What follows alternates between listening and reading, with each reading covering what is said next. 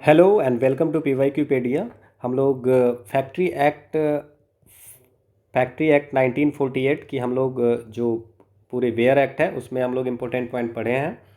Now we are going to solve the MCQ on factory act 1948। So इसमें पहला question ये है कि कैलेंडर ईयर क्या होता है।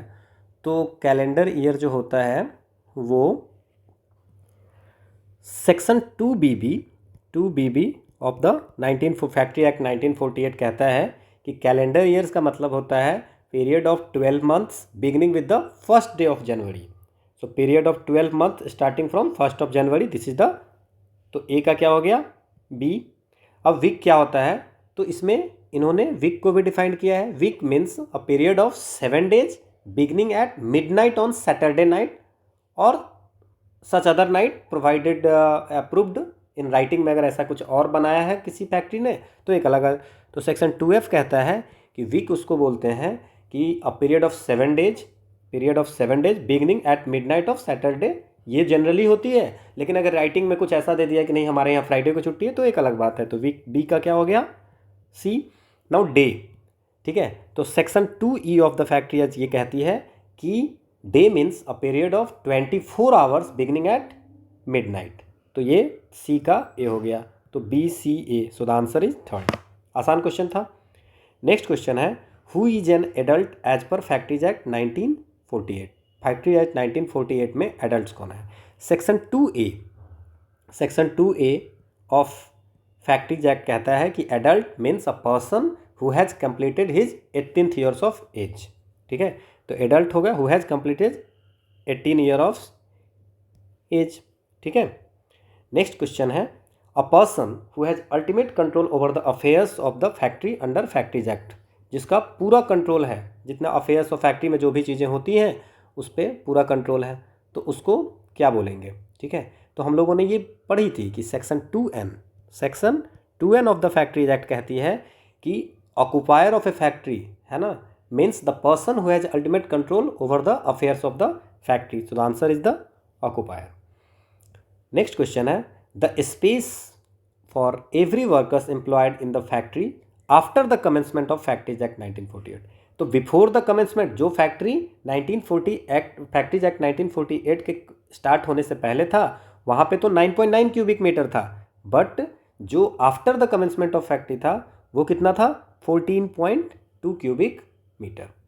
Okay. Next question, the provision of cooling water, ठंडे पानी की व्यवस्था करनी है during hot weather should be made by the organisation if it employ. कितने एम्प्लॉय अगर होंगे तो कूलिंग वाटर के भी प्रोविजन करनी है। ठीक है, तो सेक्शन 18 है, जो section 18 of the factories act वो कहती है कि सेक्शन 18 ऑफ फैक्ट्री एक्ट का अगर आप इसमें देखोगे सेक्शन 18 का 3 सब सेक्शन। ठीक है, so every factory wherein more than 250 workers are ordinarily employed, तो वहाँ पे मोर देन 250 वर्कर से ज़्यादा होगा तो वहाँ पे कूलिंग वाटर का प्रोविजन करना है। नेक्स्ट क्वेश्चन है, which section of the factories act define worker को कौन से section factories act of 1948 defines worker. Section 12 क्या कहता है, सेक्शन 12 डिफाइन करता है वर्कर्स। सो वर्कर्स जब पर्सन एम्प्लॉयड या तो डायरेक्टली फैक्ट्री एम्प्लॉय कर रही है या किसी एजेंसी जैसे कि कॉन्ट्रैक्टर के द्वारा है, किस चीज़ के लिए, या तो क्लीन करने के लिए किसी मशीनरी के पार्ट को, या मैन्युफैक्चरिंग प्रोसेस में, वैसे भी मैन्युफैक्चरिंग प्रोसेस में, है ना, जो उस प्रेमाइसेस के अंदर जो मैन्युफैक्चरिंग प्रोसेस होती है। ठीक है, तो उसके लिए जो पर्सन होते हैं उसको हम लोग वर्कर बोलते हैं। ये सेक्शन 12 कहती है। नाउ सेक्शन 2H जो है वो डिफाइन करता है प्राइम मूवर को।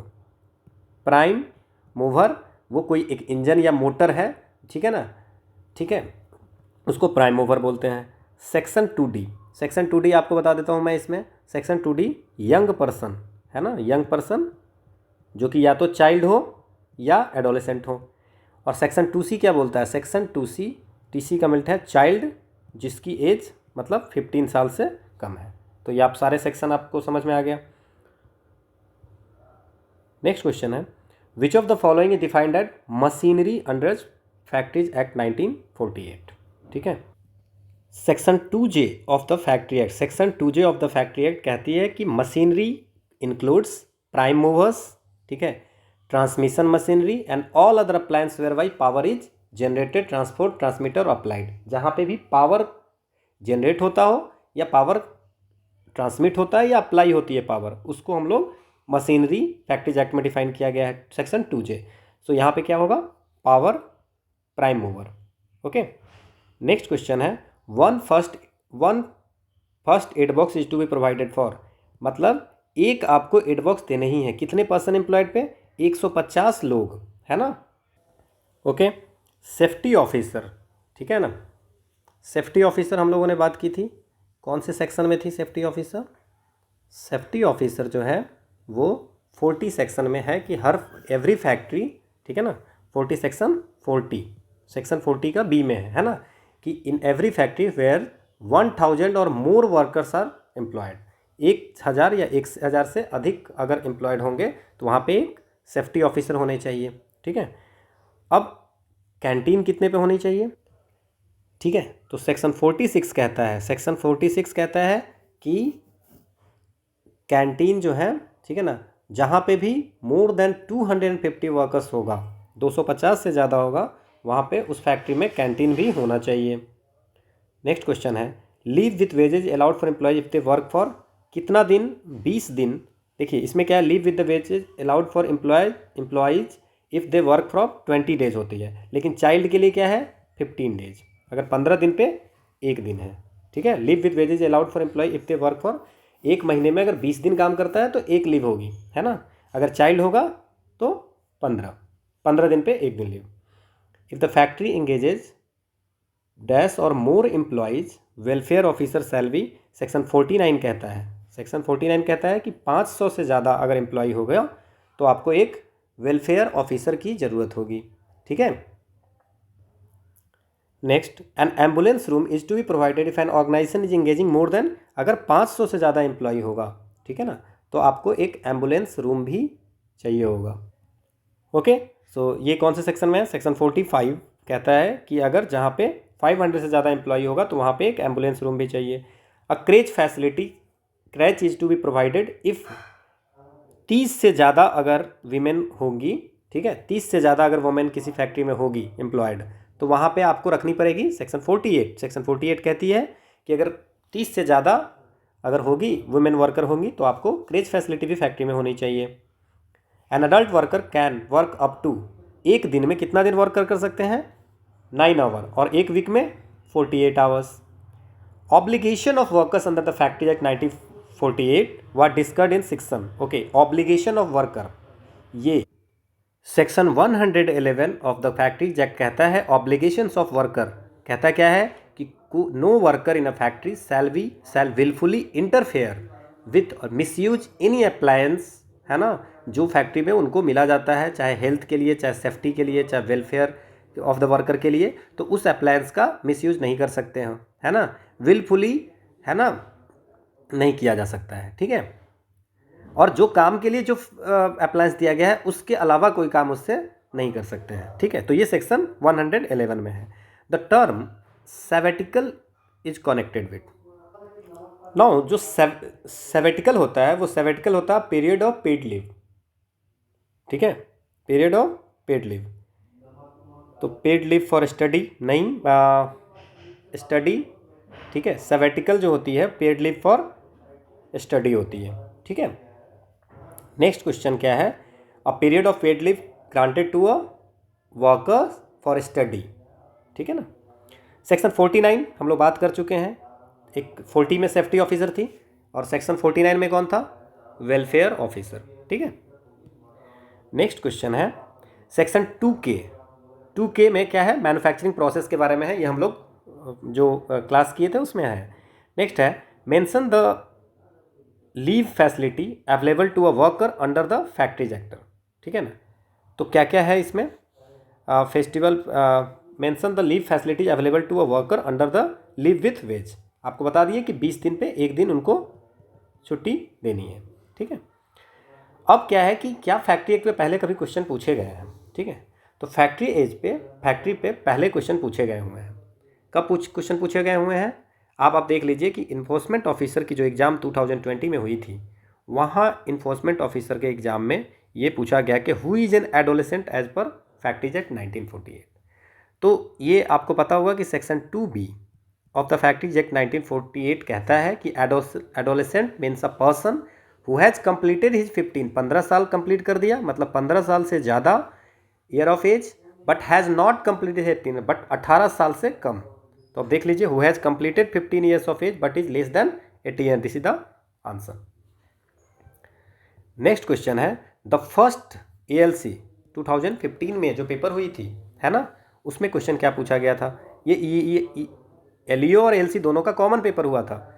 So the first factories act of India was enacted in the year 1881 में। ये हमने बात की थी जो क्लास की थी इससे पहले। Next, which one of the following statement is regard to the provision of welfare officer not correct? ठीक है, this provision is given in the factories act, बिल्कुल वेलफेयर ऑफिसर के बारे में दिया गया हुआ है। ठीक है, कौन से सेक्शन में दी गई है? इस section 49 of the factories act में वेलफेयर ऑफिसर का दिया गया है। तो गलत पूछ रहा है, तो ये तो सही है। Now this provision in case of mines and plantation is given in the central rules of these two acts but not in the main act.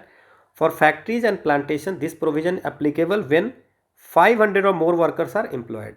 अब ये आप बता दीजिए। ठीक है, ठीक है, तो इसमें क्या कहते हैं कि इसमें 49 में लिखा हुआ है कि वहाँ पे in every factory wherein 500 और मोर वर्कर्स होंगे। तो ये भी सही है हमारा कि for factories and plantation this provision applicable when 500 और more workers are employed.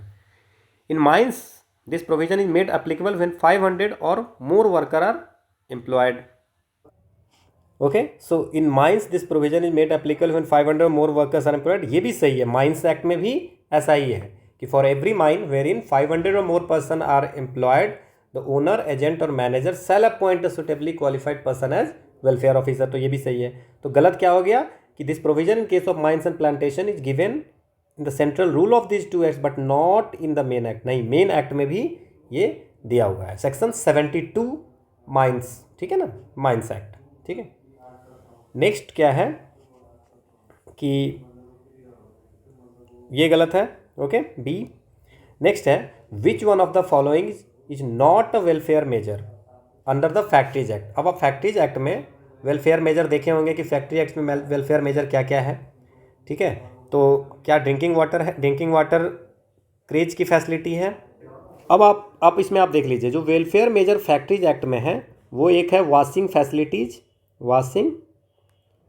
Facilities. दूसरा क्या है? Storing and drawing clothing, sitting, rest room, ये सब है ना। इसके बाद आपको shelter, rest room, lunch room हो गया, क्रेज की फैसिलिटी हो गई, है ना। इसके बाद आपको इसमें तो क्रेज हो गई। उसके बाद आपको सेक्शन 40 कैंटीन भी हो गया 46 में। इसके बाद फर्स्ट एड एम्प्लायंस, फर्स्ट एड भी हो गया, फर्स्ट एड हो गया 45 में। कैंटीन हो, क्रेच हो गई 48 में, कैंटीन हो गई 46 में। ठीक है, और तो क्रेच, फर्स्ट एड और ड्रिंकिंग वाटर जो हो गया वो ड्रिंकिंग वाटर ये हेल्थ में आता है। ठीक है, तो हेल्थ जो है सो 11 से 20 में जो हेल्थ आती है उसमें है, सेक्शन 18 में।